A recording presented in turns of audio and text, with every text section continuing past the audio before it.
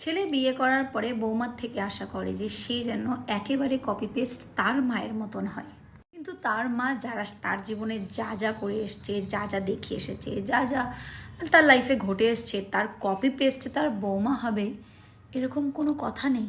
কারণ তাদের স্ট্রাগলটা আলাদা ছিল, কিন্তু আজকালকার মেয়েদের স্ট্রাগলটা কিন্তু একেবারে আলাদা। আগেকার দিনের মহিলারা তো 10টা বাচ্চা জন্ম দিয়ে তাদেরকে কি করে বাঁচিয়ে রাখবে তাই নিয়ে বেশি স্ট্রাগল করতো, তো এখন একটা বাচ্চা মানুষ করতেই কিন্তু কাপলসরা বেকাবু। আর সব থেকে বড় কথা, মায়ের মধ্যে আর বউয়ের মধ্যে 25 থেকে 30 বছরের গ্যাপ, মানে একটা জেনারেশন গ্যাপ। এই জেনারেশন গ্যাপের মধ্যে কিন্তু অনেক কিছু পড়ে।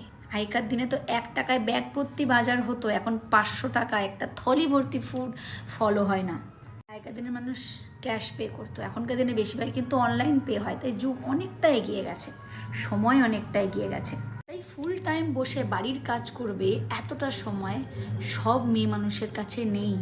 আমার মা এতগুলো উপোস করতো, আমার মা আচার দিত, আমার মা বড়ি দিত।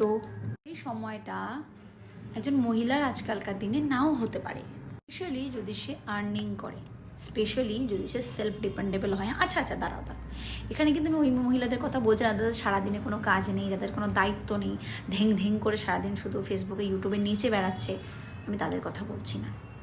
যারা অ্যাকচুয়ালি লাইফে সেলফ ডিপেন্ডেবল, তারা নিজের পায়ে দাঁড়াতে চায়, আত্মনির্ভর হতে চায়, সংসার এবং প্রফেশনাল লাইফ দুটোকে ম্যানেজ করতে চায়, তাদের পক্ষে এক্সট্রা কারিকুলাম করার মতন হয়তো সময়টা থাকে না।